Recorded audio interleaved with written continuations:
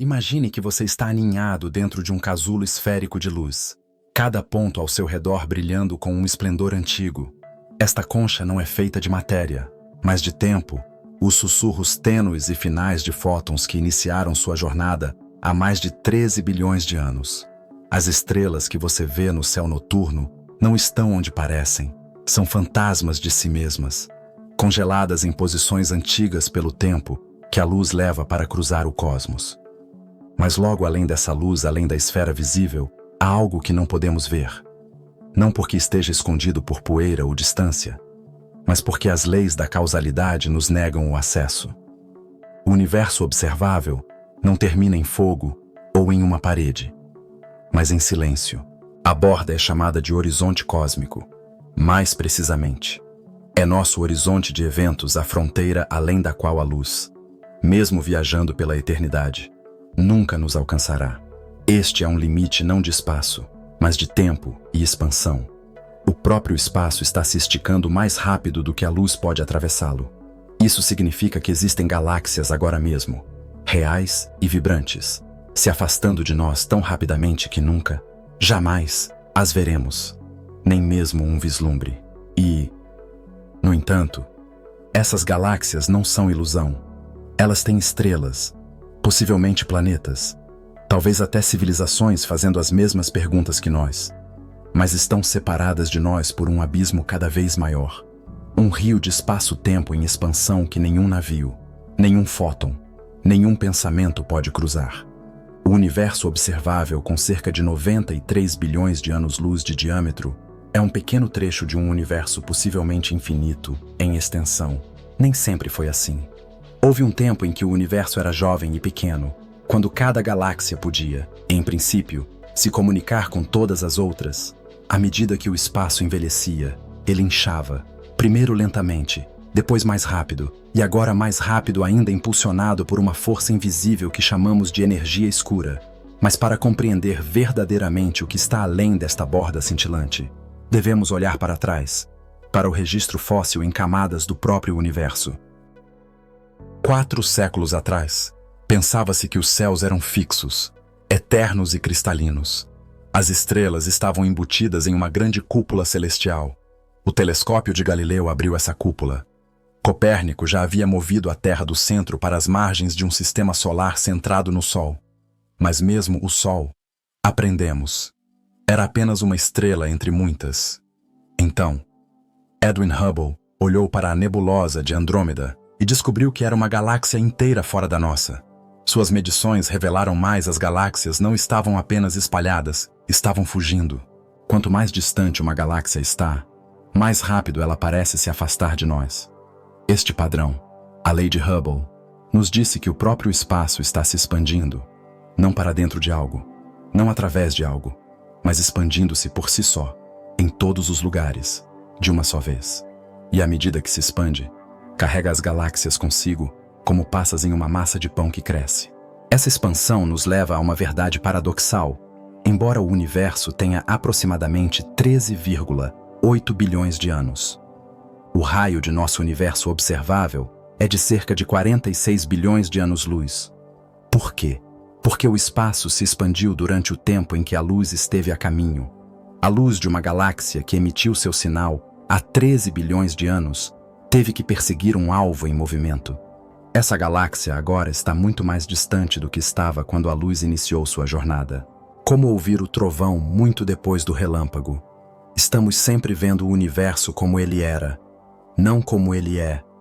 A luz de galáxias distantes é esticada para comprimentos de onda mais longos à medida que se afastam, um efeito chamado desvio para o vermelho. Em distâncias extremas, esse desvio empurra a luz para as partes infravermelhas e de micro-ondas do espectro, até que não seja mais visível.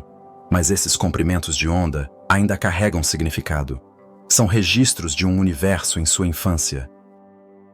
Um desses registros é a radiação cósmica de fundo em micro-ondas, uma parede de luz antiga, tênue e uniforme, que nos rodeia de todas as direções. É o ponto mais distante do qual a radiação eletromagnética pode nos alcançar. O momento em que o universo se tornou transparente para os fótons. Antes disso, Era um plasma fervente de partículas e radiação, impenetrável como névoa. Essa luz relíquia, descoberta acidentalmente por engenheiros de rádio em 1964, oferece um instantâneo do universo, apenas 380 mil anos após o Big Bang. E, no entanto, mesmo essa luz antiga não alcança o verdadeiro começo. O universo antes daquele tempo está envolto não apenas na escuridão, mas na opacidade física. Nossas ferramentas ainda não conseguem perfurar essas épocas iniciais. Inferimos suas propriedades através de modelos, de matemática e da dança das galáxias que nasceram delas. Ainda assim, além de cada inferência, há uma pergunta quanto do que não podemos ver é real. Se o universo observável é uma espécie de sala cósmica, então suas paredes são desenhadas não em pedra, mas em silêncio, o silêncio da luz que nunca chegará. Mas nesse silêncio pode estar a chave para algo maior do que nossas teorias mais expansivas podem prever. Porque se o universo tem uma borda para o que podemos saber, o que está além deve ser mais do que uma ausência. Deve ser uma presença não vista, não medida, mas não menos real. Essa percepção de que estamos assistindo a um drama cósmico já passado, e cegos para o ato atual, não convida ao desespero, mas à admiração. O horizonte não é o fim da realidade, apenas o fim de nossa visão. O que sabemos é extraordinário, mas o que não podemos saber pode ser ainda mais. Daqui a 50 milhões de anos, a luz de centenas de galáxias visíveis hoje terá se desvanecido para além do horizonte cósmico, desaparecendo não porque deixaram de existir, mas porque o próprio espaço superou a velocidade de sua luz.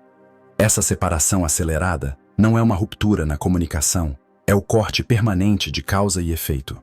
O futuro, ao que parece, é um mundo que se torna cada vez mais solitário. Mas se o destino das galáxias é o silêncio, o que dizer do passado? Quanto da história da Terra foi varrido pela mesma maré implacável do tempo? Nosso próprio planeta sólido, antigo, aparentemente firme, é, na verdade, um mestre do apagamento. A geologia não é meramente uma ciência das pedras, mas da perda de memória. Cada camada que se forma sobre outra enterra um capítulo da existência e, com pressão e tempo suficientes, transforma-o em algo irreconhecível. Erosão, tectônica de placas, subducção, metamorfismo. Estes são os bibliotecários da Terra. Mas, ao contrário dos bibliotecários humanos, eles não preservam, eles purgam. 99,9% de todas as espécies que já viveram estão extintas. O mesmo vale para formas de relevo, leitos de rios, até continentes inteiros. Nossos registros remontam a centenas de milhões de anos, mas são esparsos, fragmentados, distorcidos. O registro fóssil não é um pergaminho, é um quebra-cabeça, cujas peças, em sua maioria, estão faltando. Agora estique sua imaginação para trás, não para a era dos dinossauros, ou a ascensão dos mamíferos, mas para 2 bilhões de anos atrás. Os continentes tinham nomes diferentes, ou nenhum. O céu estava mudando, carregado com o lento vazamento de oxigênio da vida fotossintetizante recém-surgida. O grande evento de oxigenação havia começado, transformando a atmosfera e permitindo um metabolismo rico em energia. Pela primeira vez, a Terra era capaz de sustentar vida complexa, pelo menos em princípio. E se, durante esse tempo, algo surgiu? Não um organismo que reconheceríamos, mas uma civilização. Não uma réplica de nós mesmos, mas uma inteligência adaptada ao mundo como ele era oceanos alienígenas.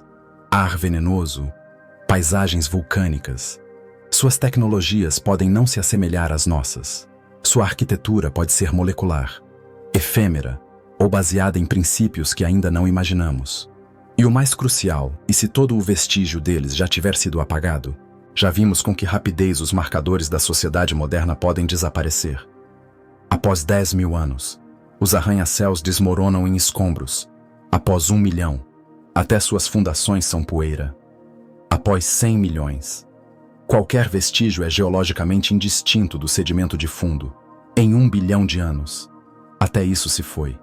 metamorfoseado, subduzido ou obliterado. O antropoceno, um termo que denota o impacto humano na Terra, pode registrar-se como pouco mais do que uma fina mancha química no registro rochoso. Para explorar essa possibilidade, os cientistas Gavin Schmidt e Adam Frank propuseram a hipótese siluriana, nomeada em homenagem a seres reptilianos antigos fictícios de Doctor Who. A pergunta deles era sóbria: se uma civilização industrial tivesse existido no passado profundo da Terra, que vestígio ela deixaria para trás?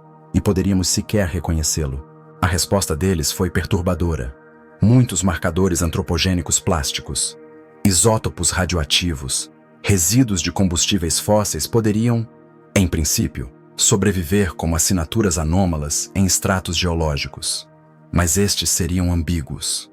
Processos naturais como erupções vulcânicas, impactos de asteroides e atividade biogênica também deixam pegadas químicas e isotópicas complexas. Desembaraçar a causa inteligente do caos da natureza é, na maioria dos casos, impossível. Essa percepção convida a um desconforto mais profundo. E se a ausência de evidência não for evidência de ausência, mas meramente evidência da capacidade da natureza de esquecer? Considere o fenômeno de Oklo no Gabão. Aqui, cerca de 2 bilhões de anos atrás, reatores de fissão nuclear naturais operaram dentro de rochas ricas em urânio. Eles mantiveram a criticidade ao longo de centenas de milhares de anos, moderados por águas subterrâneas que agiam, espantosamente, como sistemas de refrigeração projetados, embora inteiramente naturais. Essas formações imitam a tecnologia nuclear humana tão de perto que sua descoberta exigiu um escrutínio profundo para descartar uma origem inteligente.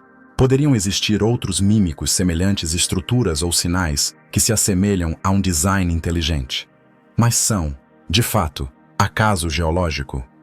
Por outro lado, poderíamos estar descartando tecnoassinaturas reais porque elas parecem muito irregulares, muito distorcidas, muito enterradas sob nossas expectativas. Se uma civilização tivesse surgido durante a era paleoproterozoica, ela poderia ter aproveitado diferentes recursos gradientes geotérmicos, catálise mineral ou consórcios microbianos. Suas ferramentas podem não corroer, mas se dissolver. Seus monumentos podem não desmoronar, mas sublimar. Sua linguagem pode ter sido inscrita não na pedra, mas em genomas. E isso levanta uma questão mais aguda. A inteligência é sempre material, ou pode existir em formas que são em rede, distribuídas e efêmeras. Poderia surgir na forma de uma esteira microbiana senciente, ou como um superorganismo moldado não por cérebros, mas por sinalização bioquímica. A explosão cambriana, meio bilhão de anos atrás, viu uma diversificação abrupta da vida complexa. Alguns biólogos propõem que foi desencadeada por inovação genética, limiares de oxigênio ou competição ecológica. Mas, e se parte dessa inovação foi herdada, não evoluída? Poderia uma inteligência anterior ter mexido com a biologia não como um criador, mas como um jardineiro? Tais possibilidades empurram a fronteira da ciência para a especulação. No entanto, elas também iluminam um ponto cego em nosso pensamento. Assumimos que as civilizações tecnológicas devem se assemelhar à nossa, mas a nossa é apenas um caminho na floresta de possibilidades. A evolução, limitada pela física e pela química, ainda oferece infinitas bifurcações. E a inteligência, como a gravidade, pode ser mais uma propriedade de sistemas do que de formas. Podemos ser arqueólogos procurando por templos de tijolos em um mundo que construiu com vento e magnetismo, paleontólogos perseguindo ossos enquanto ignoram nuvens neurais, historiadores do silêncio. Se a história ensina algo, é que a inteligência por si só não confere permanência. As civilizações surgem não apenas através da perspicácia, mas através do acesso à energia, do domínio dos materiais e da resiliência contra o colapso. Elas caem, quase invariavelmente, por excesso. A complexidade cresce como uma treliça de vidro requintada, interligada e primorosamente frágil. Na história da Terra, a complexidade sempre tem um custo, de colônias bacterianas que oxigenaram o planeta a mamíferos construindo cidades, A vida remodelou seu mundo às custas do equilíbrio.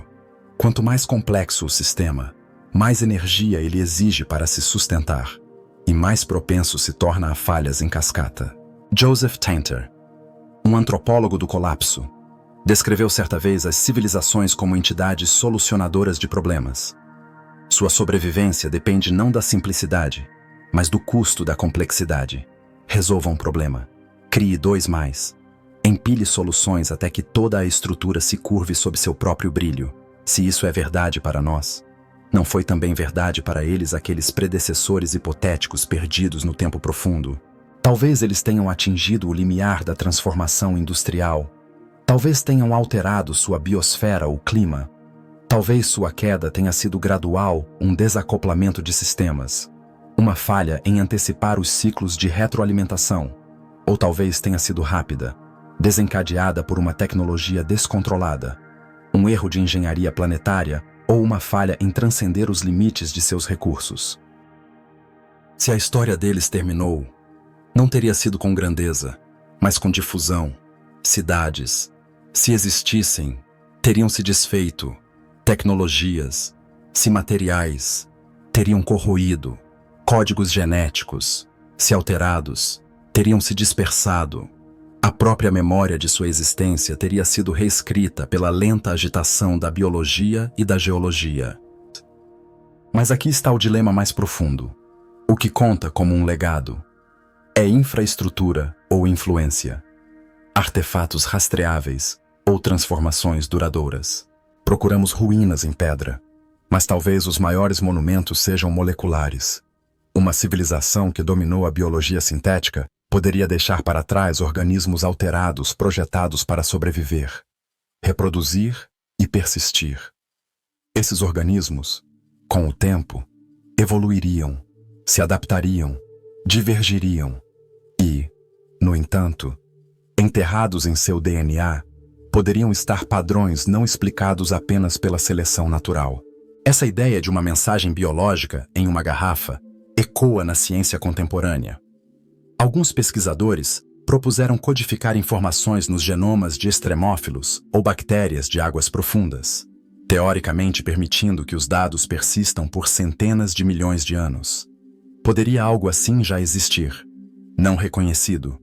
Poderia uma dobra de proteína, um gene repetitivo ou um salto evolutivo inexplicado ser o eco de um editor esquecido?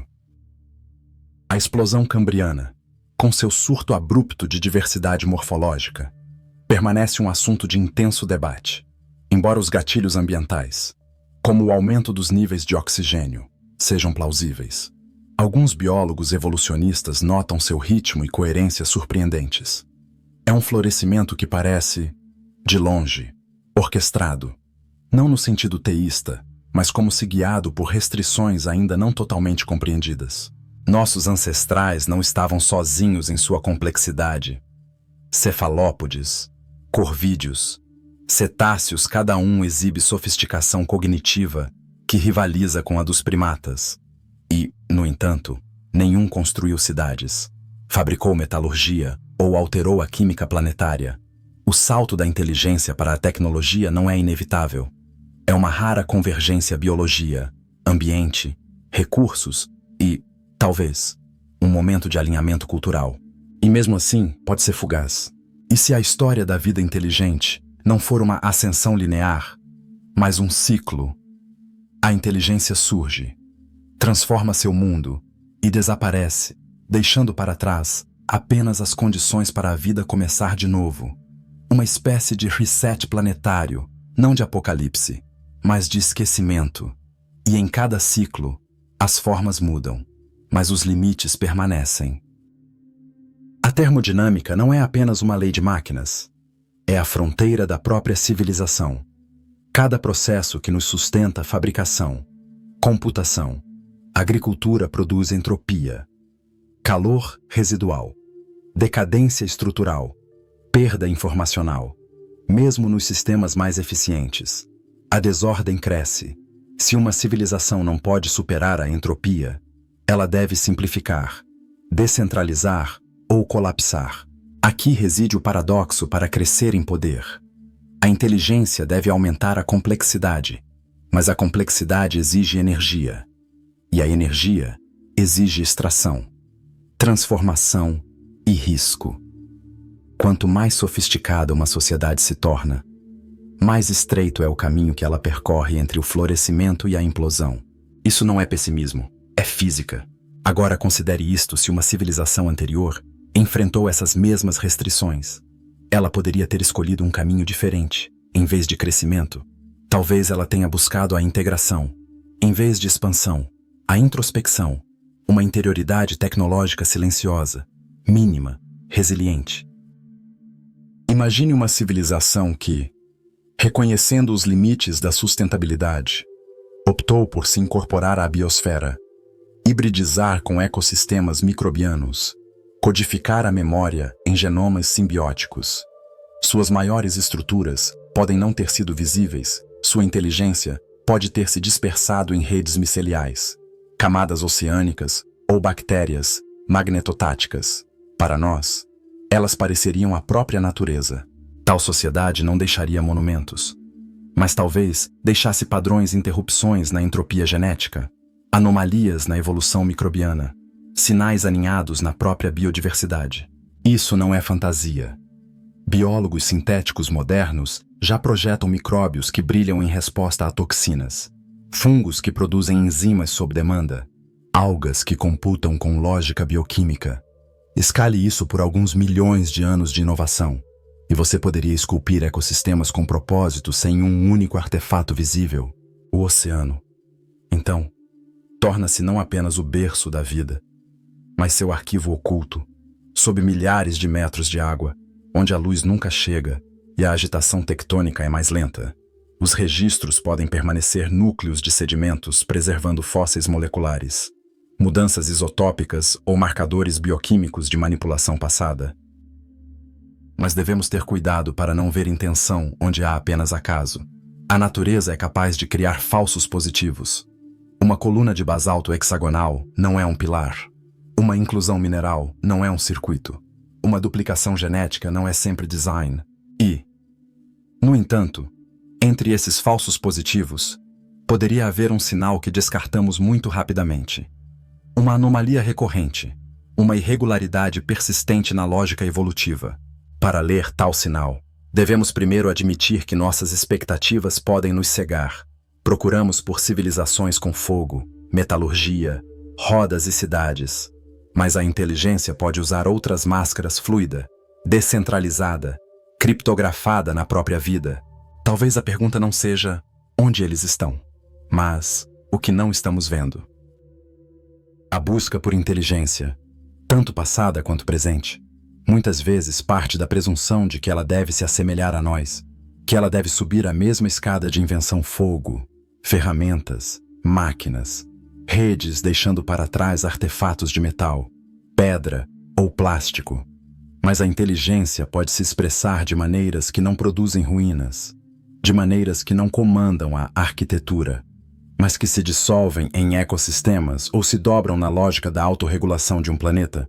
Se uma inteligência anterior ocupou a Terra, seus vestígios podem ser mais como assinaturas fantasmas em registros climáticos do que estátuas na areia. A memória de tempo profundo do planeta reside não nas formas preservadas de seus habitantes, mas nas impressões digitais isotópicas do que eles mudaram. Considere o máximo térmico do Paleoceno-Eoceno, um pico dramático de temperatura há 55 milhões de anos. A excursão de isótopos de carbono deixada para trás durante esse tempo sugere uma liberação rápida e maciça de carbono na atmosfera, talvez até 5.000 gigatoneladas. Alguns cientistas acreditam que foi causada pela desestabilização de hidratos de metano, desencadeada por atividade vulcânica. Mas outros se perguntam se o gatilho não foi um evento geológico único, mas um sistema em excesso, uma biosfera reagindo ao estresse, ou talvez um agente invisível com os meios para alterá-la. Isso não quer dizer que tais anomalias provem a inteligência, mas elas nos lembram que a Terra é um sistema reativo. Perturbe-a profundamente o suficiente, e ela responde. E se a inteligência faz parte dessa perturbação, se ela se torna um agente que remodela a química dos oceanos, ou o comportamento do ciclo do carbono, ela deixa para trás uma marca mais duradoura do que qualquer monumento. O legado mais duradouro de nossa própria civilização não será nossa arquitetura ou nossos dados. Serão as mudanças que fizemos no sistema terrestre.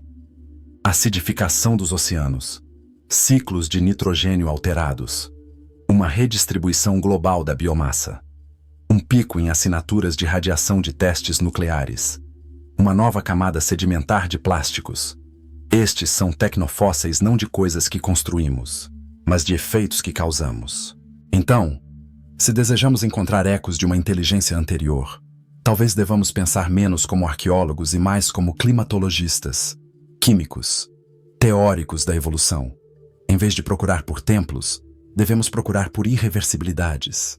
O registro de tais irreversibilidades está nas rochas, no gelo, em núcleos de mar profundo. É lá que podemos um dia encontrar não a ferramenta, mas a pegada da cognição, uma anomalia no ritmo do carbono, uma quebra nos caminhos esperados do nitrogênio, um rearranjo de metais traço ordenado demais para o acaso. Essa ideia sustenta a hipótese siluriana não como prova, mas como um experimento mental com dentes, proposta pelo climatologista Gavin Schmidt e pelo astrofísico Adam Frank. A hipótese pergunta: saberíamos sequer se houve uma civilização tecnológica dezenas ou centenas de milhões de anos atrás? O que eles teriam deixado? Que sinais poderiam persistir? A conclusão deles, muito poucos. O tempo geológico não é um arquivo neutro, é um reciclador. A subducção consome continentes. A erosão desgasta todas as coisas. O metamorfismo apaga a química.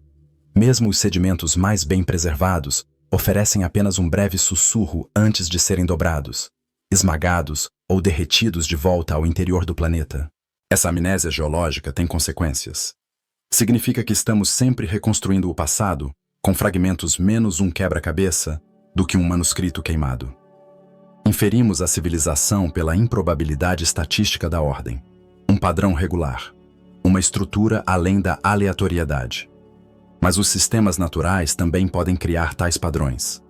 A dança dos minerais, a lógica da cristalização, o fluxo de lava e água, que esculpem a ordem no caos.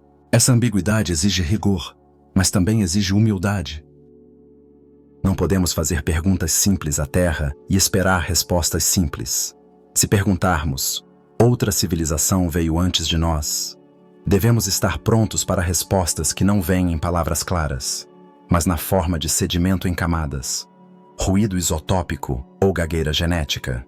Considere novamente os reatores nucleares naturais de Oklo, no Gabão. Descobertos na década de 1970, esses antigos depósitos de urânio sofreram fissão nuclear sustentada há 2 bilhões de anos.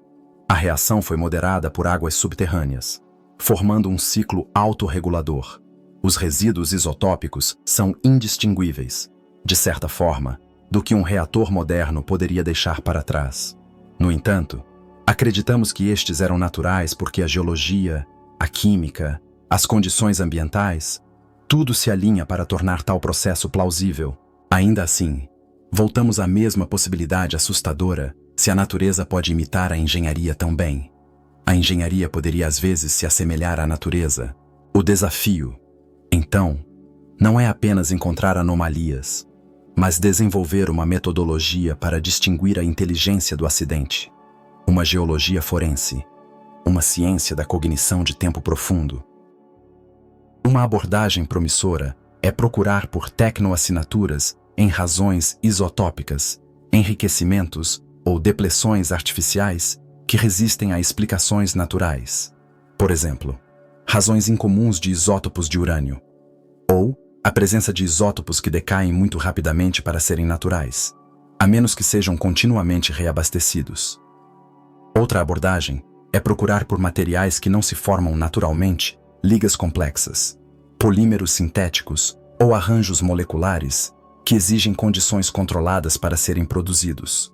Mas aqui está o paradoxo: nossa própria civilização, embora global e tecnologicamente avançada, pode não deixar quase nada disso após 100 milhões de anos. Os metais corroem, O concreto fratura. Os plásticos se decompõem sob calor e pressão. Mesmo o lixo radioativo pode se tornar indetectável se os minerais circundantes reabsorverem os isótopos.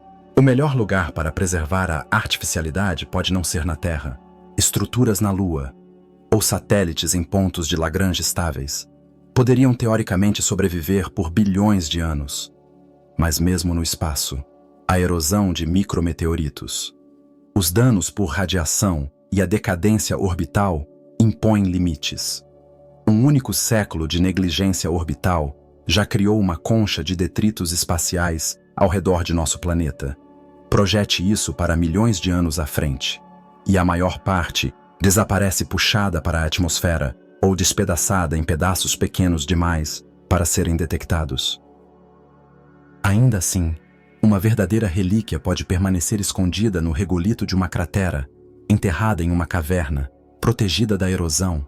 Talvez não uma máquina, mas um artefato de informação, um objeto com baixa entropia e alta ordem, algo que, por sua própria improbabilidade, implica intencionalidade.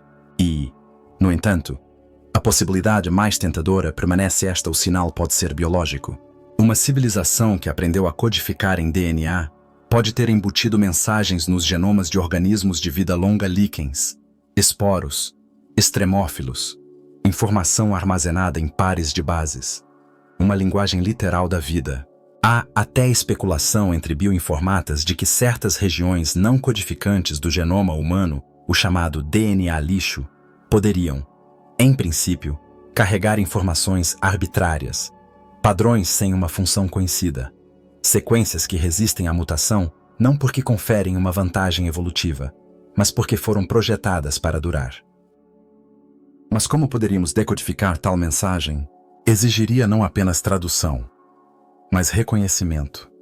Precisaríamos ver a intenção por trás da estrutura, distinguir o sinal da coincidência estatística, e precisaríamos entender a mente que o codificou, sua lógica, suas metáforas, sua linguagem de pensamento.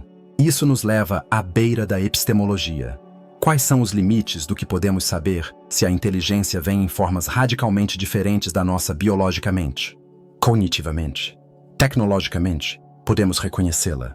Carl Sagan disse uma vez: a ausência de evidência não é evidência de ausência. Mas ele também advertiu que alegações extraordinárias exigem evidências extraordinárias. A hipótese siluriana não afirma que civilizações antigas existiram. Apenas nos lembra que nossa certeza de sua ausência repousa sobre gelo surpreendentemente fino e nos desafia a perguntar o que não estamos vendo, porque não estamos preparados para olhar. No final, a busca por inteligência de tempo profundo não é apenas um empreendimento científico, é um ato de imaginação, uma forma de pensar sobre os limites do conhecimento, a natureza da memória e a fragilidade do legado. E talvez seja também um espelho. Ao perguntar o que pode ter vindo antes, perguntamos o que pode restar de nós. Quais serão nossos tecnofósseis? Quais serão nossas irreversibilidades? Ou a Terra, com o tempo, nos apagará com a mesma limpeza. O silêncio mais profundo não é a ausência de som, mas o desvanecimento da memória. E em termos cósmicos, a memória está sempre em risco não apenas da erosão e do tempo, mas da expansão acelerada do próprio espaço. O que começa em luz vívida termina em sussurros desviados para o vermelho, as vozes das estrelas, o sopro das galáxias, os artefatos do pensamento, tudo se estica em direção ao esquecimento. Mas talvez o silêncio final não seja um vácuo, mas um véu. Além dele, pode haver algo mais escondido não pela distância ou escala, mas por uma fronteira cognitiva. Se outra inteligência existiu antes de nós, seja aqui na Terra, ou muito além, ela pode não ter desaparecido, apenas não ter sido lida. E o não lido ainda pode ser descoberto. E se a civilização humana não for uma história de origem, mas um recomeço, não a primeira centelha de consciência, mas o reacender de uma chama uma vez acesa por outras mentes extinta, depois reacendida em uma nova época, com novas ferramentas, novas formas, mas a mesma curiosidade fundamental. Isso significaria que a consciência não é um acaso, mas uma característica, uma propriedade recorrente de sistemas complexos, emergindo onde quer que as condições sejam adequadas. Como a gravidade, não precisaria ser inventada, apenas descoberta. Como a matemática, não nos pertenceria, apenas passaria por nós. As estrelas podem saber disso. Elas observaram gerações inteiras de galáxias se formarem e se desvanecerem, em sua fusão e fogo. Elas criam os elementos que constroem a vida. O hidrogênio se torna hélio. O hélio se torna carbono. O carbono se torna a química da complexidade. E dessa complexidade, a possibilidade da cognição. Nesse sentido, cada estrela é uma semente, não da vida diretamente, mas de seu potencial. E cada planeta com água líquida, órbita estável e energia geológica é um cadinho. Em alguns desses mundos, talvez, a vida não apenas surgiu, ela despertou. Se a consciência é inevitável, então não estamos sozinhos, nem no espaço, nem no tempo. E se as civilizações surgem e caem em ciclos, suas mensagens podem não estar em máquinas, mas na memória codificadas em genomas, ciclos climáticos ou até mesmo no comportamento planetário. Podemos não ser seus descendentes por biologia, mas por padrão, por eco. A própria Terra pode ser a mensagem, sua resiliência, suas cicatrizes, seus ritmos, como um palimpsesto reescrito a cada época, carregando vestígios fantasmagóricos de cada inscrição anterior. Há até quem especule que os planetas podem se comportar como organismos autorreguladores, adaptativos, resilientes. A hipótese Gaia de James Lovelock propôs uma vez que a vida e a Terra coevoluem, estabilizando-se mutuamente através de ciclos de retroalimentação. Se uma civilização se tornasse suficientemente integrada com seu mundo, sua inteligência não seria mais distinta da biosfera, estaria em toda parte e em lugar nenhum. Não deixaria ruínas, mas guiaria a evolução planetária. Talvez. Então, o objetivo da civilização não seja a expansão, mas a assimilação. Não conquistar a natureza, mas tornar-se invisível dentro dela. Uma espécie de camuflagem suprema não de inimigos, mas da extinção. Desta perspectiva, a falha em encontrar inteligências extraterrestres não se deve à sua raridade, mas à sua contenção. As civilizações mais barulhentas podem queimar mais brilhantemente e mais brevemente. As mais sábias podem ser as mais silenciosas de todas. E talvez ainda não sejamos sábios. Transmitimos nossa presença em ondas de rádio. Lançamos placas e sondas no vácuo. Raspamos, mineramos, queimamos e aceleramos sempre mais rápido. Sempre mais. Nossa memória é curta, nossos sistemas frágeis, mas nossa curiosidade é feroz. O céu acima da Babilônia ainda não era mito, nem ainda ciência, mas uma tela de significados, precisa e sagrada, em tábuas de argila, marcadas por juncos sob lâmpadas a óleo. Sacerdotes astrônomos esboçavam os movimentos de estrelas e planetas. Há 4.000 anos, eles dividiram os céus em 12 constelações, o zodíaco através das quais o Sol, a Lua e os planetas vagueavam. Eles mapearam as aparições e desaparecimentos de Vênus, cronometraram eclipses e previram os ciclos da Lua. Seu céu não era inerte, era divino, codificado com as intenções dos deuses. No entanto, não era puramente fé. Esses primeiros observadores do céu dominaram a aritmética, compilaram tabuadas e desenvolveram uma forma rudimentar de astronomia computacional. Eles entendiam os padrões bem o suficiente para prever solstícios e mudanças sazonais. Em sua cosmologia, a precisão vivia ao lado da oração. Essa fusão de mito e medição ecoaria por milênios. Na antiga Mesopotâmia, observar o céu significava ouvir a vontade dos deuses, mas em uma terra distante, do outro lado do Egeu, um tipo diferente de questão começava a se formar, não o que os deuses queriam, mas do que o mundo era feito. Na costa da Jônia, na cidade de Mileto, Tales perscrutou a natureza da realidade e viu não deuses, mas água. Era, ele propôs, a substância primordial da qual todo o resto derivava. Logo outros o seguiram. Anaxímenes sugeriu o ar, Heráclito escolheu o fogo, e Empédocles acrescentou a terra, junto com o misterioso éter. Não eram palpites selvagens, mas as primeiras tentativas de reduzir a complexidade da natureza a elementos fundamentais, elementos que se comportavam de forma previsível, combinavam-se mecanicamente e obedeciam à conservação. Com eles, um novo tipo de lógica entrou no mundo. Esses pensadores não apenas observavam o mundo, eles o abstraíam, como ferreiros explicando a chama e a forja. Eles usavam metáforas de seu ofício. A argila se torna cerâmica, os minérios se tornam metal. Nessa transformação, eles encontraram analogias para a própria natureza. O que muda pode fazê-lo sem intervenção divina.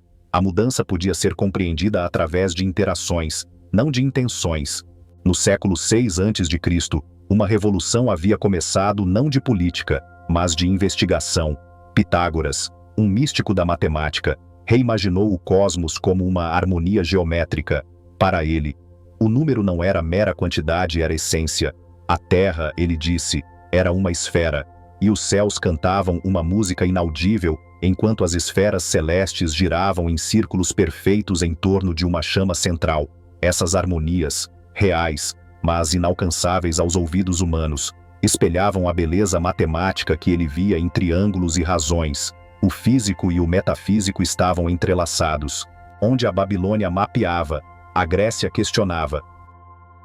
Heráclito, o filósofo chorão, via um cosmos de fogo e fluxo. Tudo flui, disse ele. Nada permanece.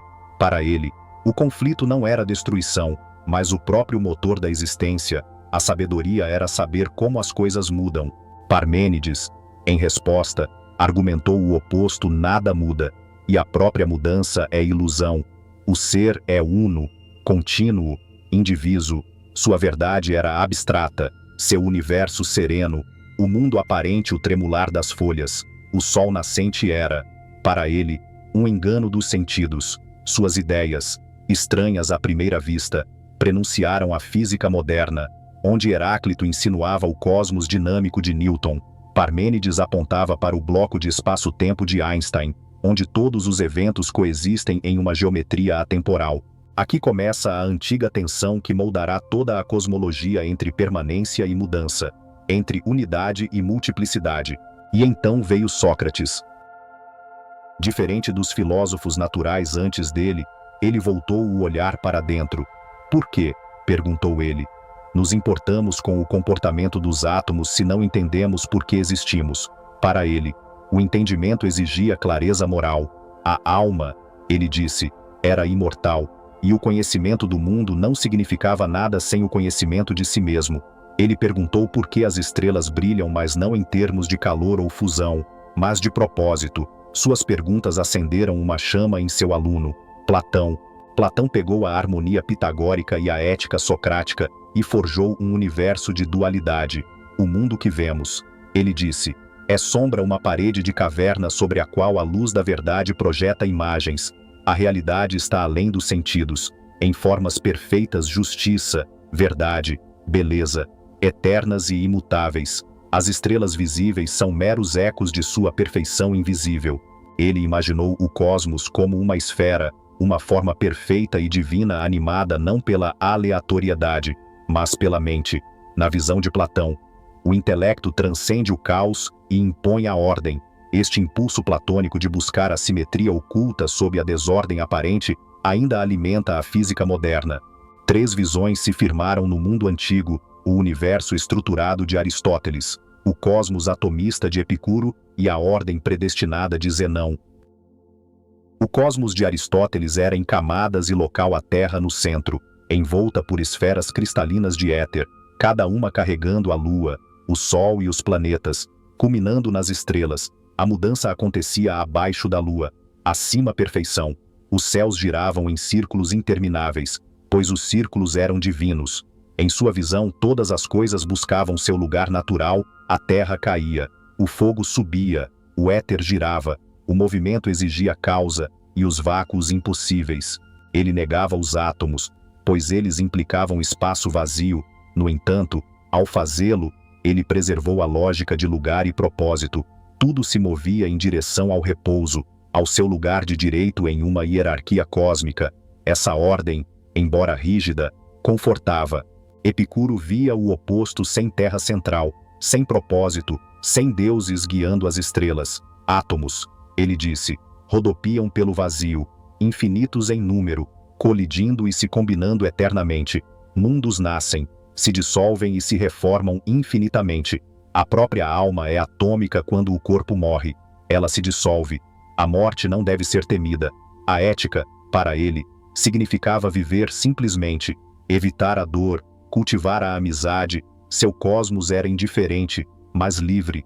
Zenão de Sítio, o estoico, se situava no meio. Para ele, o universo era vivo, um único organismo racional, permeado pela razão divina, ou logos.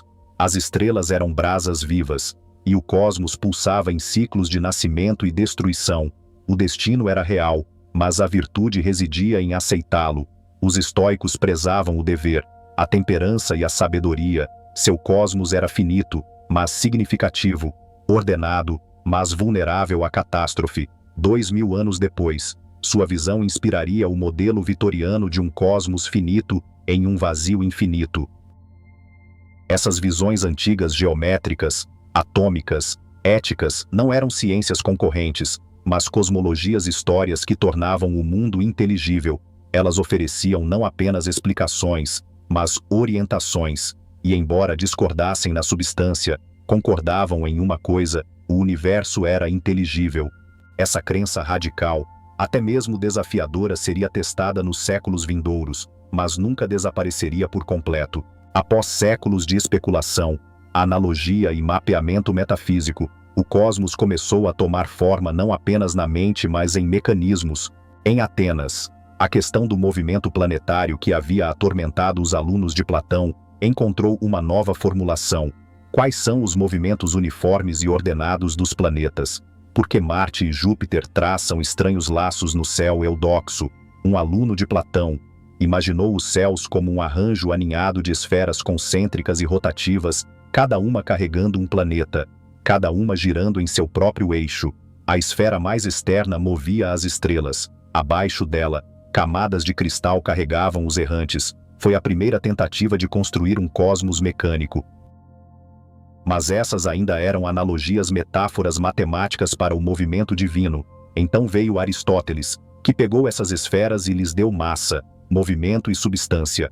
Para Aristóteles, a natureza era um sistema com propósito. A Terra, pesada e imóvel, ficava no centro. Ao seu redor, a Lua, os planetas e as estrelas circulavam em camadas de éter translúcido. Cada esfera exigia movimento, cada movimento exigia uma causa. Eram necessárias até 56 esferas para explicar as irregularidades no movimento planetário. Seu cosmos não era infinito, era limitado, finito, encerrado pela esfera mais externa de estrelas fixas. Além disso, nada, sem espaço, sem tempo, sem ser. O infinito, ele argumentava, não era apenas absurdo, era impossível.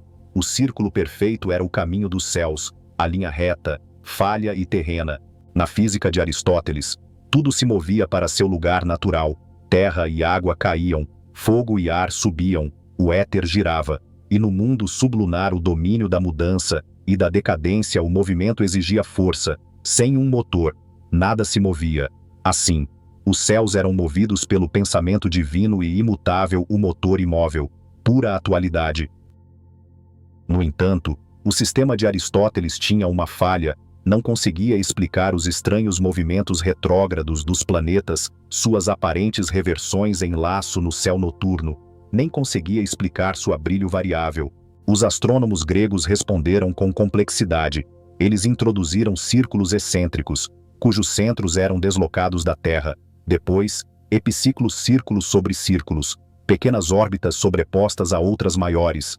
E, finalmente, equantes, um truque matemático onde um planeta se movia a uma velocidade uniforme, mas em torno de um ponto não centrado na Terra. Era um relógio cada vez mais elaborado. Em Alexandria, no século II da Era Comum, o matemático Cláudio Ptolomeu sintetizou séculos de modelos em um grande motor geométrico. Seu livro, o Almagesto, tornou-se o relato definitivo dos céus por 1400 anos. Com tabelas e algoritmos cuidadosos, o sistema de Ptolomeu podia prever eclipses, solstícios e posições planetárias com notável precisão. Mas também era complicado um palácio de engrenagens aninhadas construído sobre fundações falhas.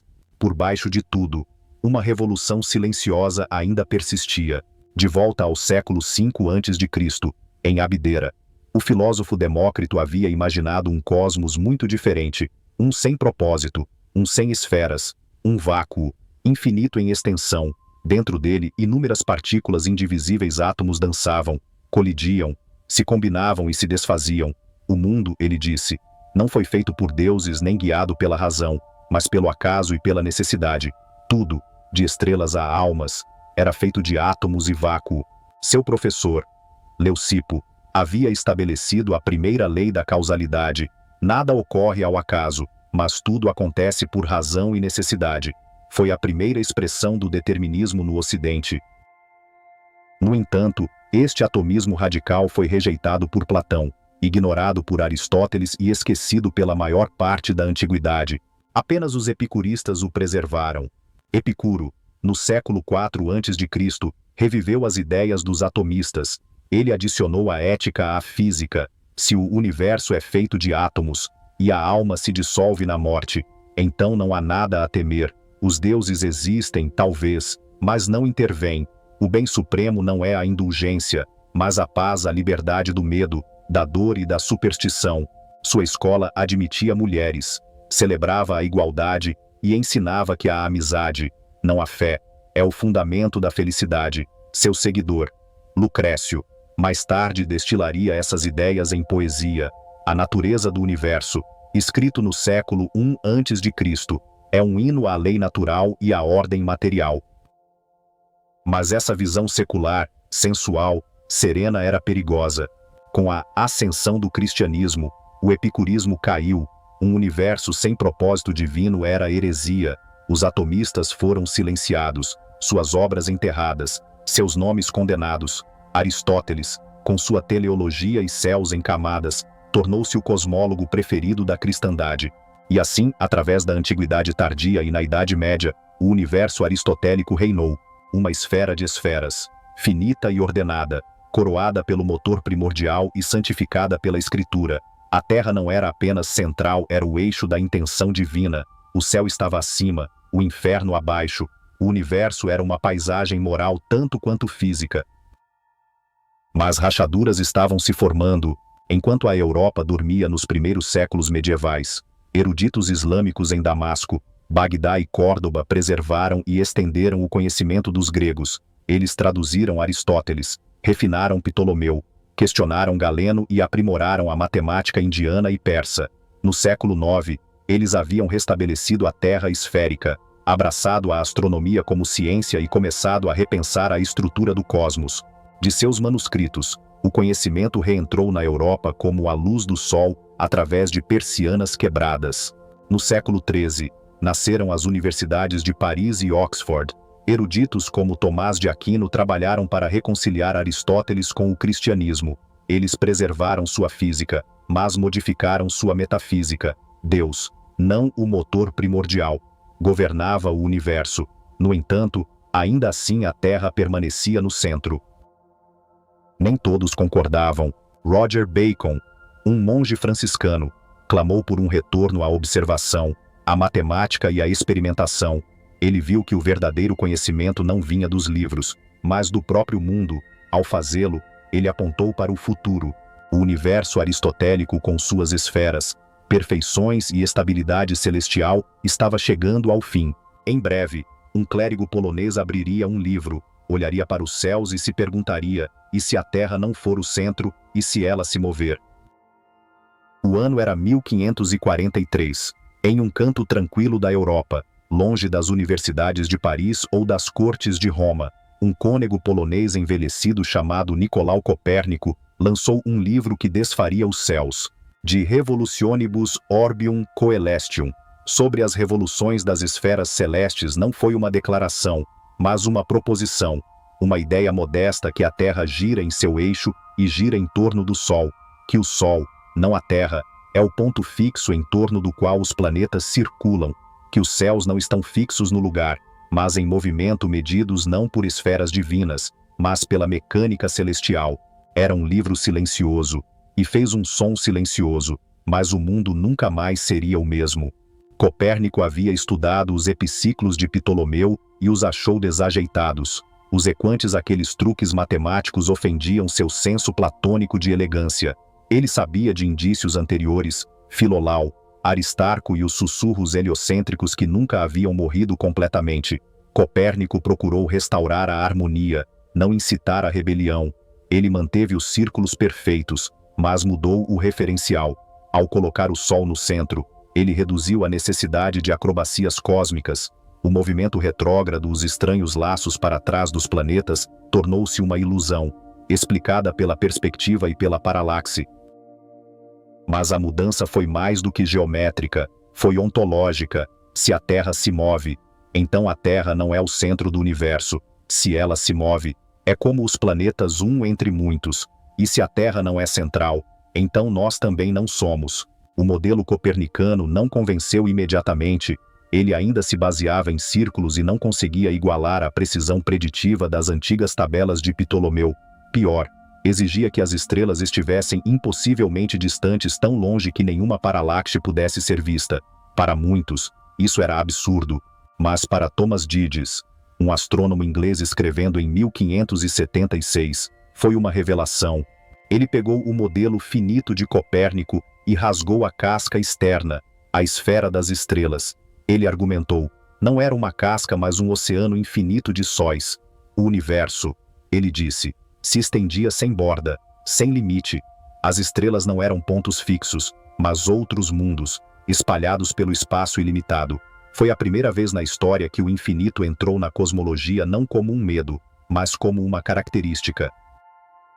E em Londres, um monge chamado Giordano Bruno leu as palavras de Dides e se incendiou.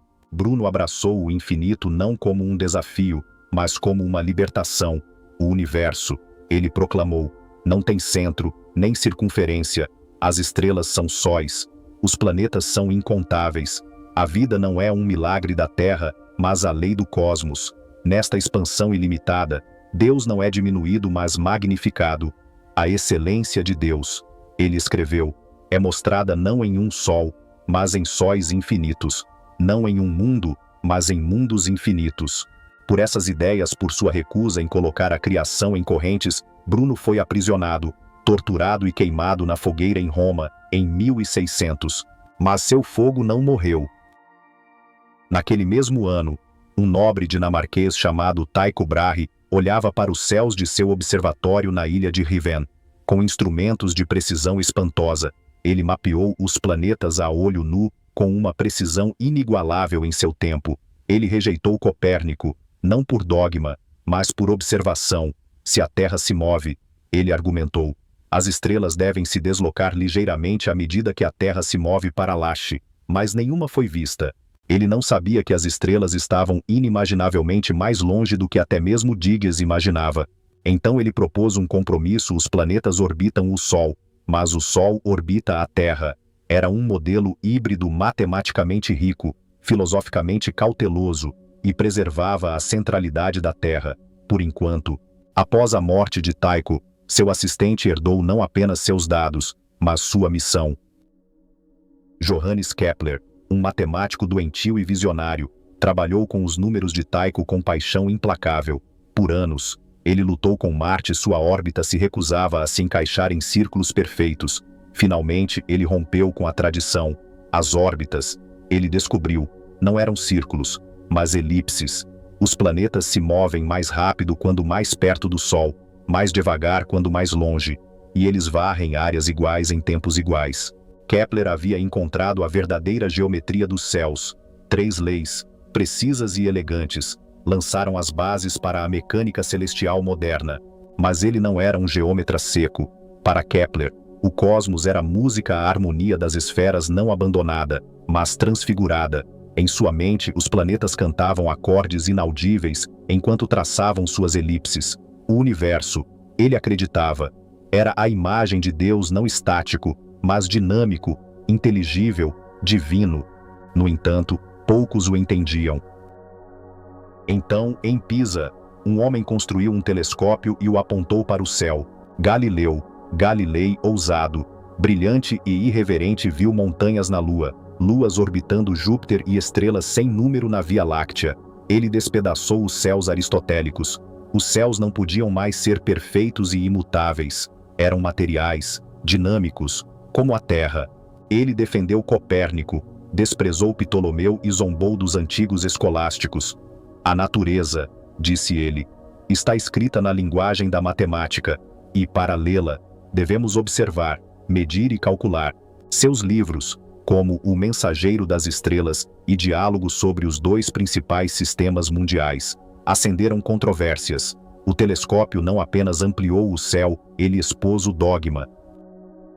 Em 1633, sob ameaça de tortura, Galileu retratou-se de seu heliocentrismo. E, no entanto, dizem que ele sussurrou: ela se move. A Terra se movia, os céus se transformaram, e o centro não podia mais se manter. Mesmo enquanto Galileu se retratava, a Terra continuava a se mover. O Sol ainda queimava no centro de sua comitiva planetária, e silenciosamente no interior do norte da Inglaterra, uma criança nasceu no ano em que Galileu morreu. Seu nome era Isaac Newton. Ele herdaria o cosmos que Copérnico propôs, que Kepler esclareceu, que Galileu defendeu, mas ele lhe daria algo que ninguém mais tinha: um motor. Antes de Newton, os céus ainda eram de certa forma separados. Os corpos celestes seguiam regras circulares ou elípticas. Talvez, mas as coisas terrenas obedeciam a outras. Uma maçã cai, uma lua se arqueia, mas o que conecta a fruta que cai à lua que orbita? A gravidade. Em uma única e abrangente síntese, Newton respondeu à antiga questão de por que as coisas se movem, com seu Philosophia Naturalis Principia Mathematica, publicado em 1687. Ele uniu a Terra e o céu em um único arcabouço. Força e massa, aceleração e inércia governavam todas as coisas, em todos os lugares, sempre. Não havia necessidade de anjos para empurrar os planetas, nem de mãos divinas para girar as esferas. Apenas as leis do movimento e a atração invisível da gravidade, uma atração que alcançava através do vazio, instantaneamente, de estrela em estrela. No cosmos de Newton, o universo se tornou um vasto relógio, um mecanismo divino que funcionava com previsibilidade perfeita. O tempo e o espaço eram absolutos. O pano de fundo contra o qual a dança dos corpos se desenrolava era elegante, era aterrorizante, pois, em sua perfeição, não deixava lugar para espontaneidade, ou mistério, ou mesmo Deus, exceto talvez como o relojoeiro inicial. A divindade do universo de Newton não intervinha. Ele projetava, dava corda e se afastava. Mas ainda assim, a questão persistia: o que era esse espaço, esse vácuo através do qual a gravidade agia? Os gregos antigos haviam negado o vácuo. Aristóteles o declarou impossível, mas no século XVII, o vácuo retornou com força. O espaço não era nada, mas um palco, uma expansão infinita, mensurável, vazia e real. Para os epicuristas, isso foi uma vindicação. Seu vácuo atomista, por muito tempo suprimido, renasceu na física newtoniana. O universo, mais uma vez, era infinito em extensão e governado por leis impessoais. E, no entanto, outros resistiram. Na França, filósofos como Descartes ainda imaginavam um plenum, um universo cheio de matéria sutil, com vórtices girando os planetas. Na Igreja, a ideia de espaço infinito ameaçava a singularidade da criação. Se houvesse mundos infinitos, cada um teria seu Cristo. A humanidade ainda era o centro da preocupação divina. Teólogos buscaram maneiras de reconciliar as leis de Newton com a Escritura. Alguns tiveram sucesso, criando uma teologia natural na qual a perfeição das leis provava a sabedoria de Deus. Outros recuaram, temendo um cosmos mecanizado que não deixava espaço para milagres. Enquanto isso, novas vozes entraram na conversa. Giordano Bruno havia imaginado mundos infinitos.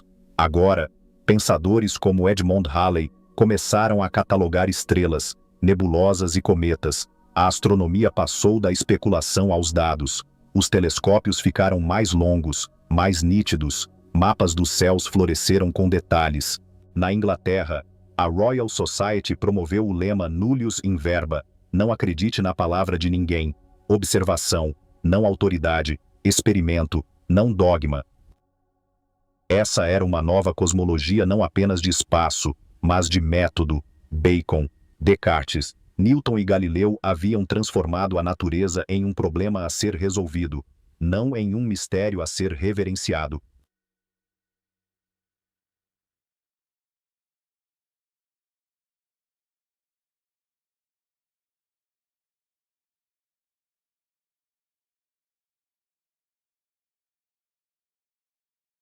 Uma estrela arde na constelação de Órion, um brilho vermelho pulsando contra a tela escura do espaço. Betelgeuse, uma supergigante a 600 anos-luz de distância, cativa os olhos humanos há milênios. Sua luz, que deixou sua superfície há 6 séculos, carrega segredos de uma vida estelar que se aproxima do fim. Os astrônomos a observam agora, notando cintilações e atenuações, um ritmo que sugere um cataclismo iminente. Esta estrela, 15 vezes a massa do nosso Sol, viveu uma existência breve e feroz, consumindo seu combustível em 10 milhões de anos, uma corrida cósmica em comparação com a maratona estável do nosso Sol. Sua superfície, vasta o suficiente para engolir a órbita de Júpiter, agita-se com calor e instabilidade, uma fornalha que irradia 100.000 vezes a potência do Sol. Nos últimos anos, Betelgeuse tem se agitado. Ela escureceu drasticamente entre 2019 e 2020, perdendo 2/3 de seu brilho. Um evento que os astrônomos chamaram de o Grande Escurecimento. Telescópios apontados para sua superfície viram nuvens de poeira, talvez ejetadas durante uma convulsão massiva, obscurecendo sua luz. Depois, ela brilhou novamente, pulsando mais intensamente, com seus ciclos erráticos. Essas mudanças, rastreadas por observatórios como o Atacama Large Millimeter Array, revelam uma estrela em tumulto. Seu núcleo, fundindo elementos mais pesados como carbono e oxigênio, aproxima-se de um limiar crítico. Quando atingir o ferro, a fusão falhará e a gravidade assumirá o controle, colapsando o núcleo em segundos. Tal colapso poderia dar origem a uma supernova, uma explosão tão luminosa que poderia rivalizar com o brilho da Lua no céu da Terra. Visível dia e noite, ela ofuscaria Sirius, a estrela mais brilhante que conhecemos, permanecendo por semanas, a 600 anos-luz de distância. Betelgeuse não representa ameaça. Seus raios gama e radiação cósmica se dissiparão antes de nos alcançar. No entanto, sua proximidade, em termos cósmicos, a torna um espetáculo que a humanidade não testemunha desde a supernova de 1604, observada por Johannes Kepler. Aquele evento, a 6.000 anos-luz de distância, deslumbrou os céus da Europa. Betelgeuse, 10 vezes mais perto, promete um espetáculo mais brilhante. A rotação da estrela complica as previsões. Girando uma vez a cada 20 anos, sua superfície se move a 18.000 km por hora, muito mais rápido do que o esperado para uma supergigante. Essa velocidade, medida através de desvios, Doppler luz azul do lado que se aproxima, vermelha do que se afasta, sugere uma perturbação passada. Alguns propõem que Betelgeuse devorou uma estrela companheira menor, sua gravidade atraindo material que a fez girar mais rápido. O nitrogênio em sua atmosfera, um sinal de mistura profunda, apoia essa ideia. Simulações mostram uma companheira espiralando para dentro, fundindo-se em uma explosão de atrito e calor, deixando Betelgeuse alterada. Essa teoria da fusão remodela nossa visão da massa da estrela. Se Betelgeuse começou como uma única estrela, ela poderia ter de 10 a 15 massas solares, destinada a uma supernova e a um remanescente de estrela de nêutrons. Mas uma fusão poderia empurrá-la para 20 massas solares, onde o colapso poderia formar um buraco negro. talvez sem uma explosão visível. A distância da estrela, com uma incerteza de dezenas de anos-luz, obscurece esses cálculos, sem medições precisas. Seu destino permanece uma aposta estrela de nêutrons ou buraco negro, supernova ou desaparecimento silencioso.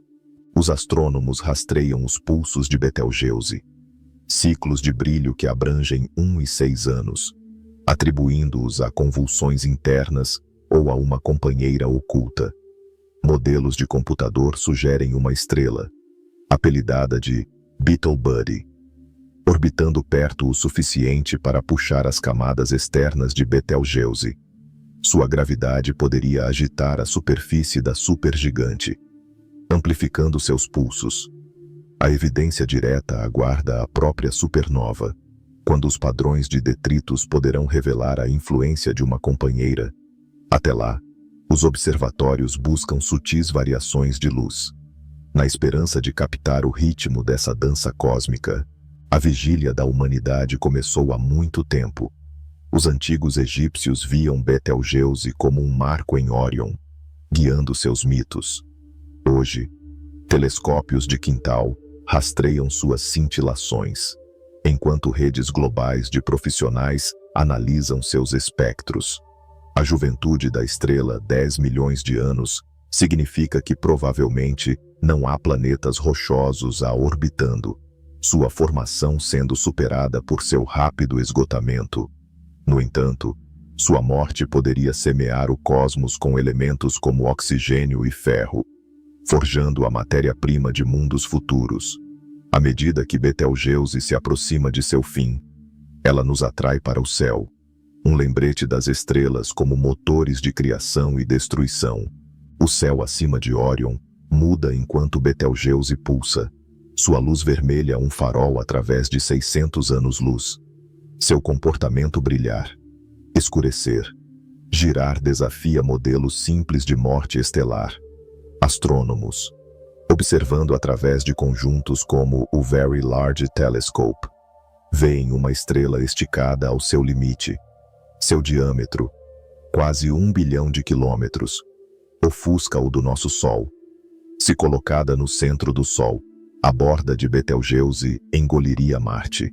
Essa escala, medida por interferometria combinando a luz de múltiplos telescópios, revela uma superfície agitada por convecção.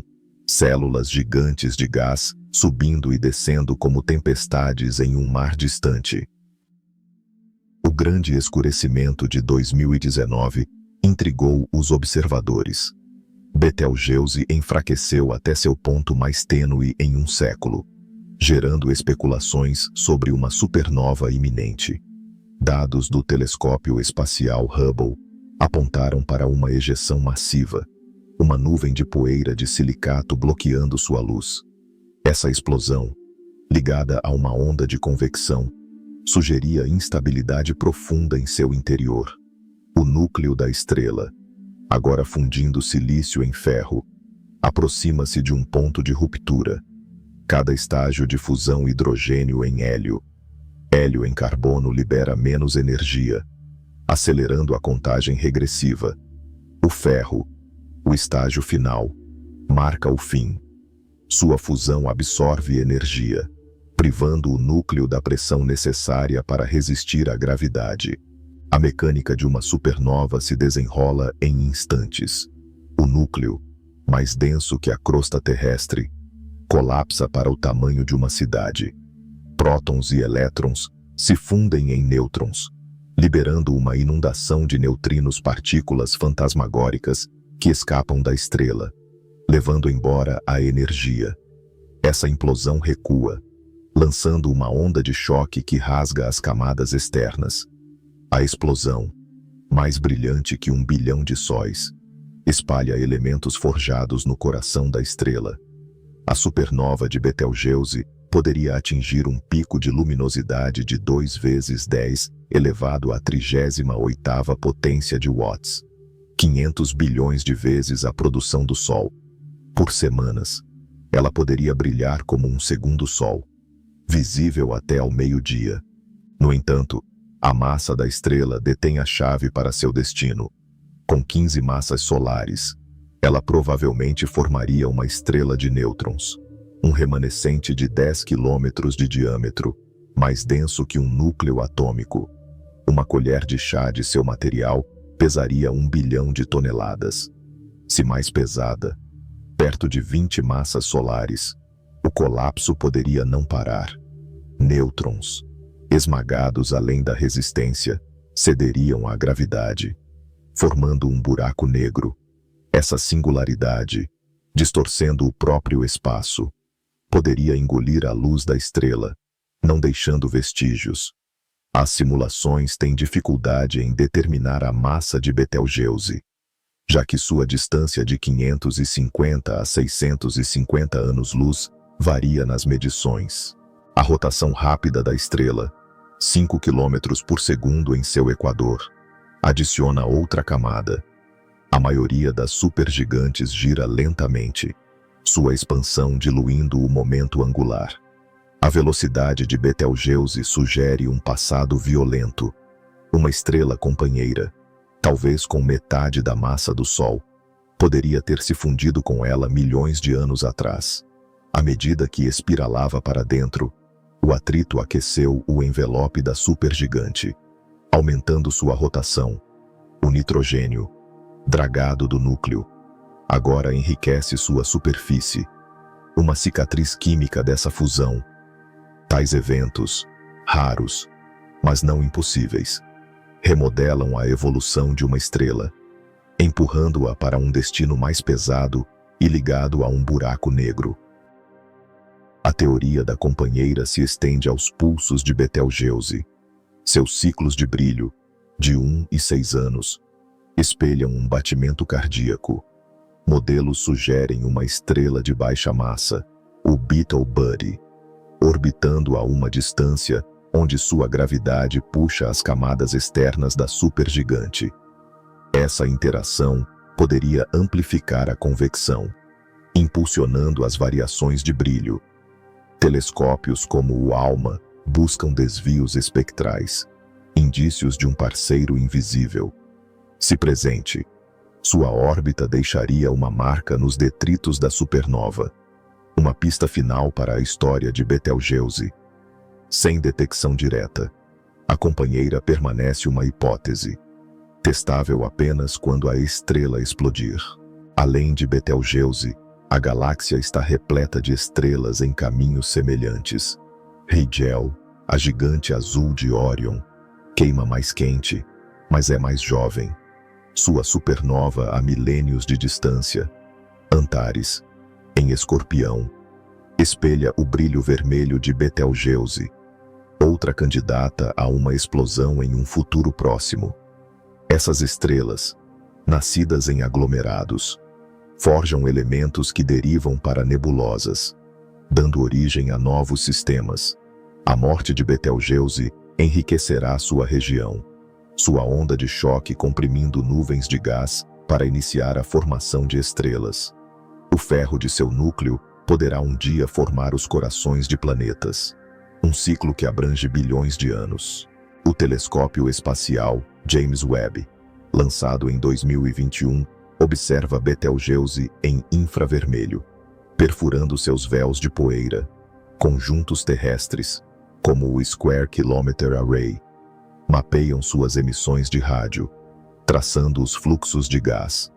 Astrônomos amadores, armados com telescópios de quintal, registram seu brilho noturnamente, seus dados alimentando bancos de dados globais. Essa vigília coletiva, mesclando ciência profissional e cidadã, captura uma estrela em seu ponto de inflexão.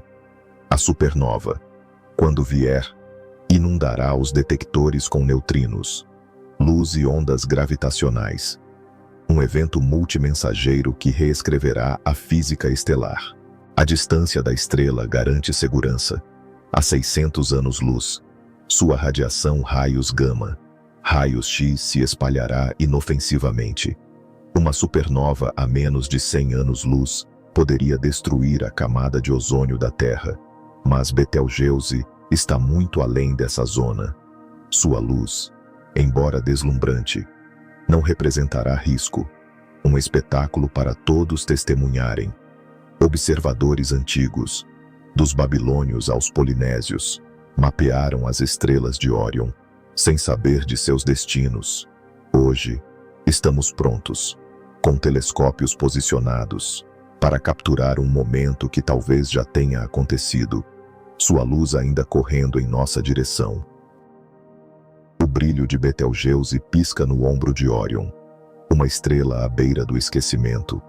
Seus pulsos, rastreados por astrônomos em todo o mundo, sugerem um ritmo cósmico mais profundo.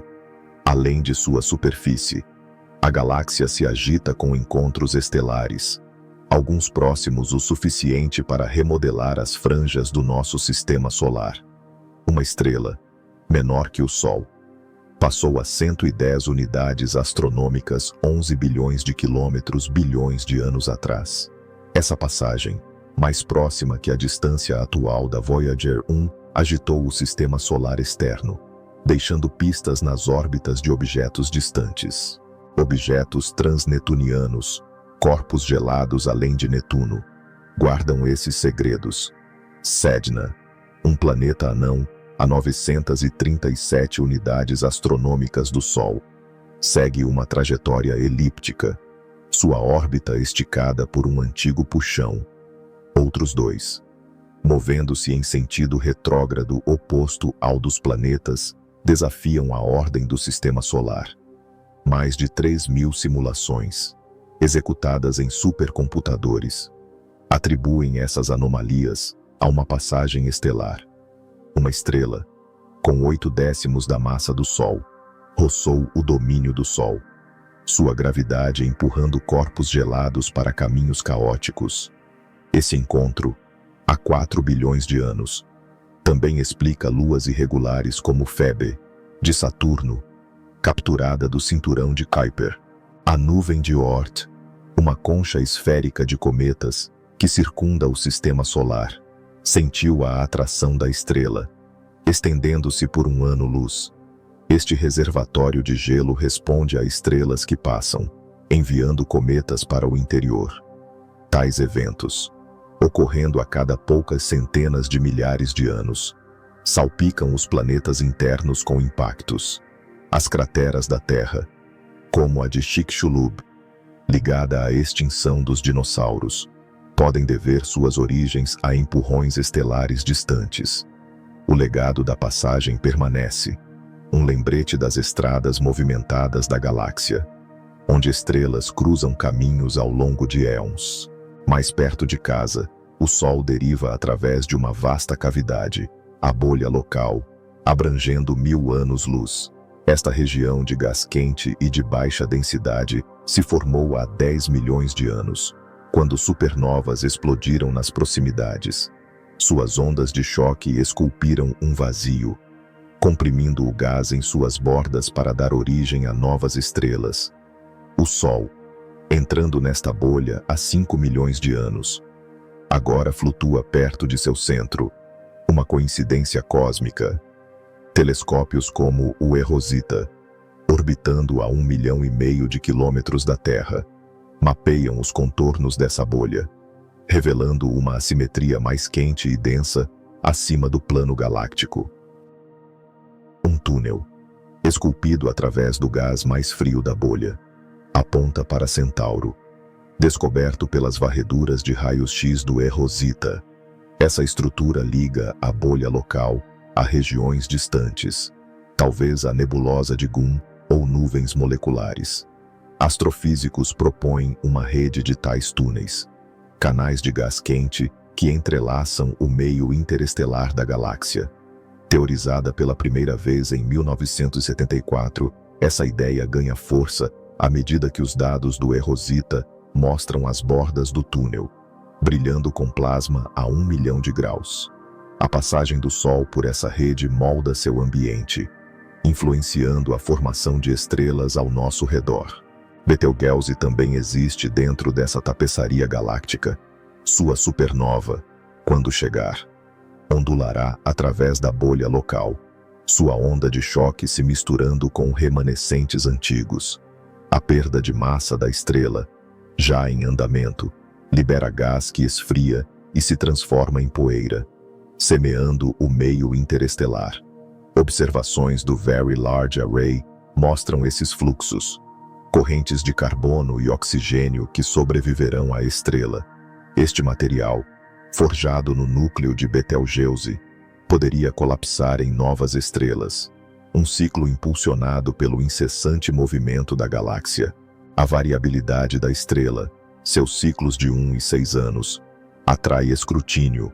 Dados fotométricos, coletados ao longo de décadas, mostram variações de brilho ligadas a células de convecção, bolhas de gás maiores que a órbita da Terra. Uma estrela companheira, orbitando a 10 unidades astronômicas, poderia modular esses ciclos, sua gravidade agitando o envelope da supergigante. Linhas espectrais, divididas por desvios Doppler, sugerem esse parceiro, mas a confirmação aguarda varreduras de maior resolução. A ejeção da supernova, se assimétrica, poderia trair a presença dessa companheira, uma assinatura final de sua dança. O olhar da humanidade se estende além de Betelgeuse para outros remanescentes estelares. T Coronae Borealis, a 2.600 anos-luz de distância, prepara-se para uma nova, uma anã branca, emparelhada com uma gigante vermelha. Acumula hidrogênio até que ele se inflame, brilhando 1.500 vezes mais a cada 80 anos.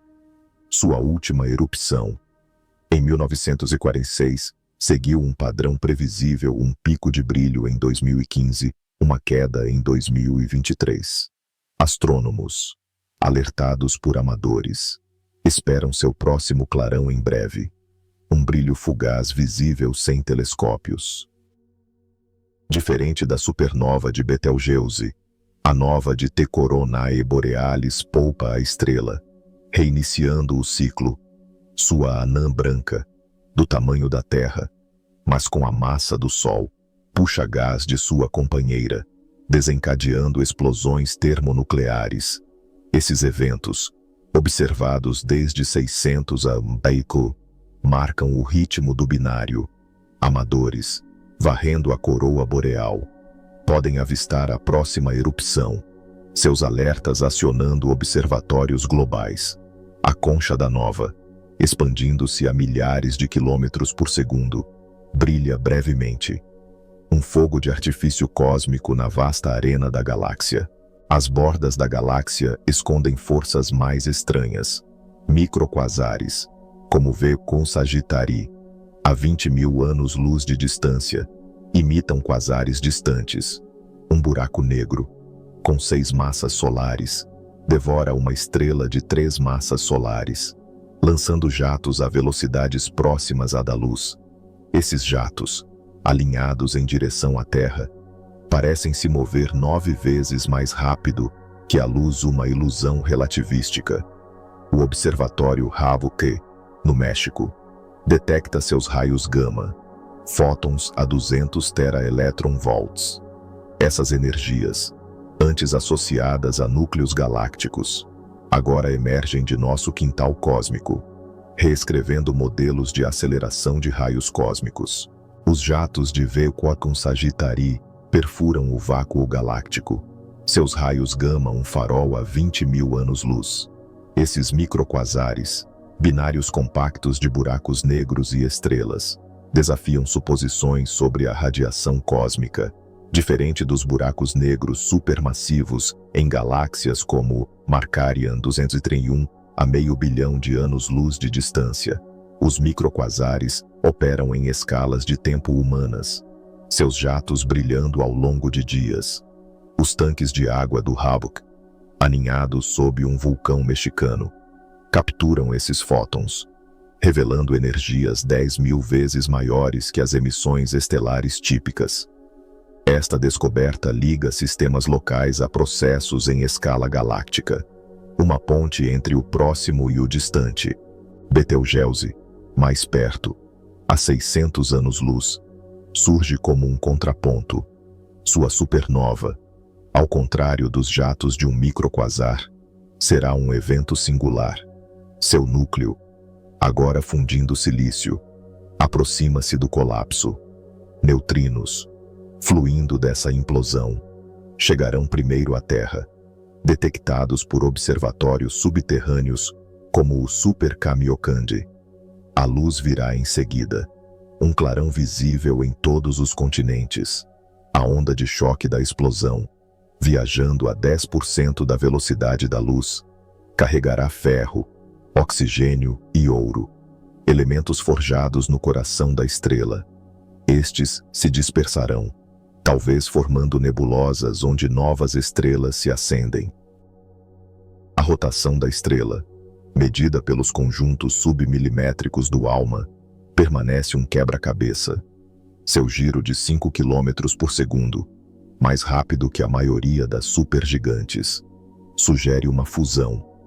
Simulações mostram uma estrela companheira, de uma massa solar, espiralando no envelope de Betelgeuse há 2 milhões de anos.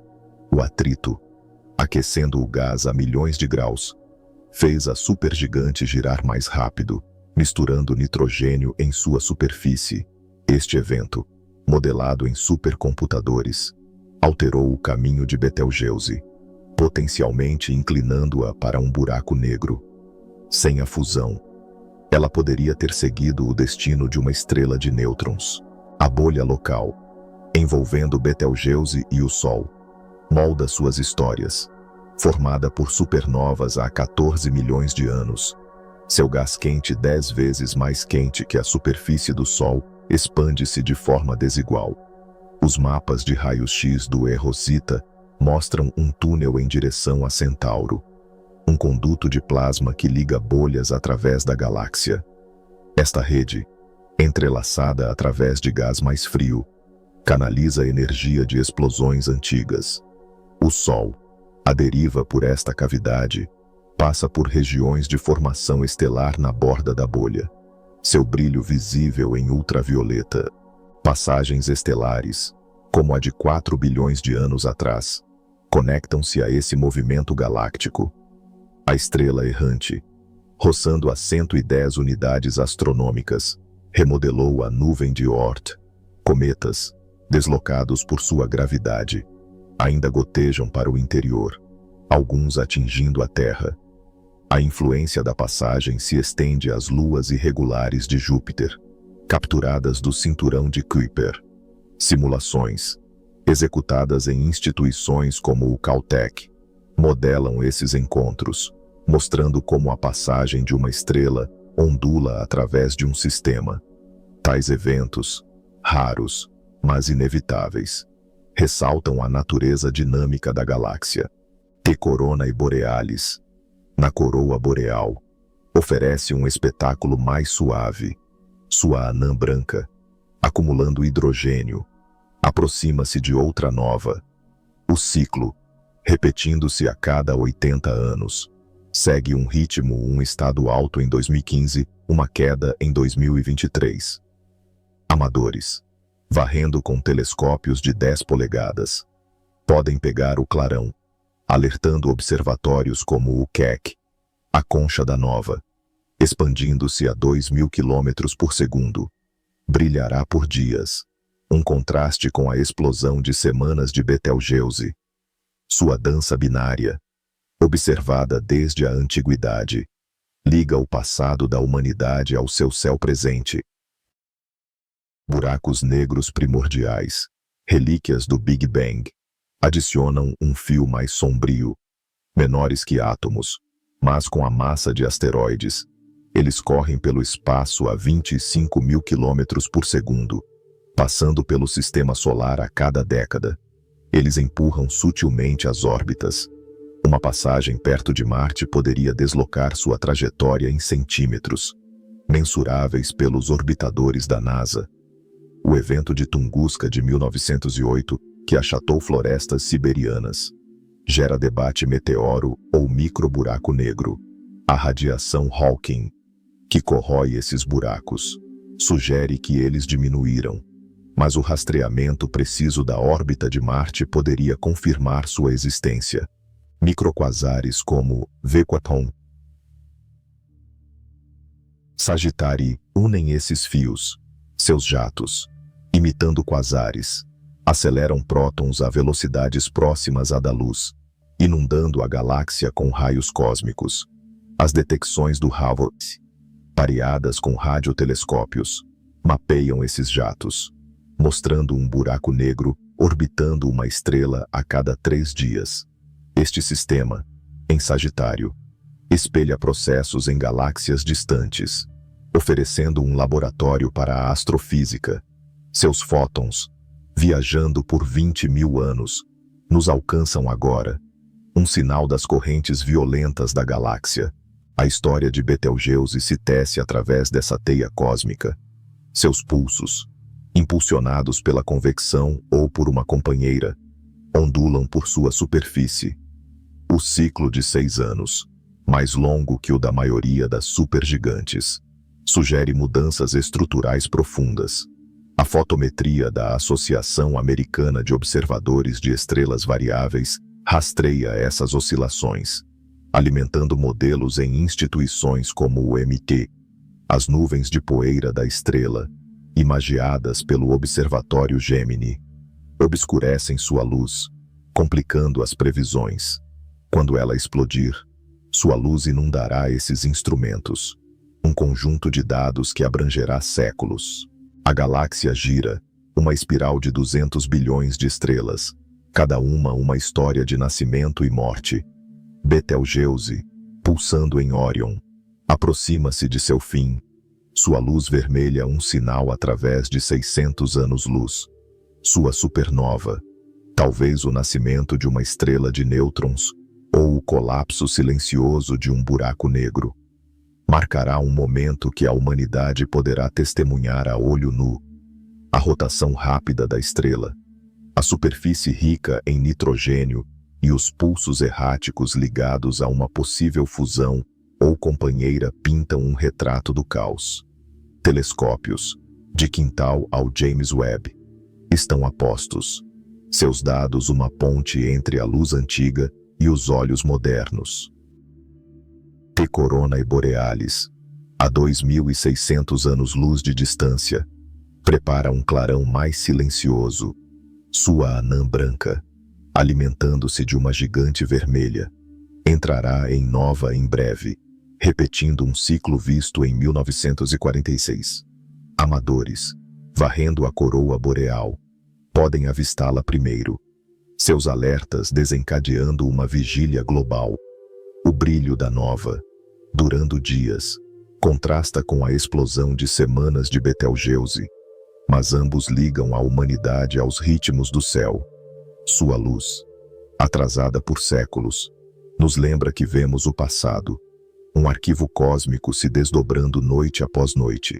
A bolha local, com 1000 anos-luz de largura, embala essas estrelas, formada por supernovas há 10 milhões de anos. Seu gás quente e o túnel de Centauro revelam uma galáxia entrelaçada por canais de plasma. O Sol, a deriva por esta cavidade, passa por nuvens de formação estelar. Sua luz um brilho tênue em ultravioleta. Os mapas de raios-x do E Rosita, construídos a partir de órbitas além da geocorona da Terra, mostram a assimetria desta bolha, um testamento de explosões antigas. A onda de choque de Betelgeuse, quando vier, ondulará por este espaço, juntando-se a um ciclo de criação. Passagens estelares, como a de 4 bilhões de anos atrás, moldam este ciclo. Uma estrela, roçando a 110 unidades astronômicas, agitou a órbita de Sedna e o caminho de Febe. Sua gravidade uma escultora do caos. A nuvem de Oort, empurrada por tais encontros, envia cometas para o interior, seus impactos gravados na superfície da Terra. Simulações, traçando esses caminhos, mostram a natureza congestionada da galáxia, onde estrelas se roçam a cada 1 milhão de anos. Esses eventos, sutis, mas profundos, Ligam o sistema solar aos seus vizinhos.